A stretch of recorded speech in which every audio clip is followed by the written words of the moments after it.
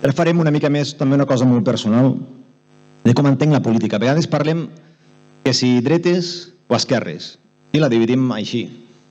A mi també m'agrada dividir-la d'una altra manera. Hi ha la política gran i la política petita. Suposo que vist així, potser tots voldríem anar a la política gran. Política gran, de grans promeses, grans projectes, solucions màgiques als nostres problemes. Aquesta és la gran. La petita.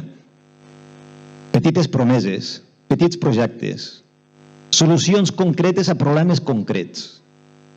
Tots entenc que coneixem el conte de la llebre i la tortuga, sí?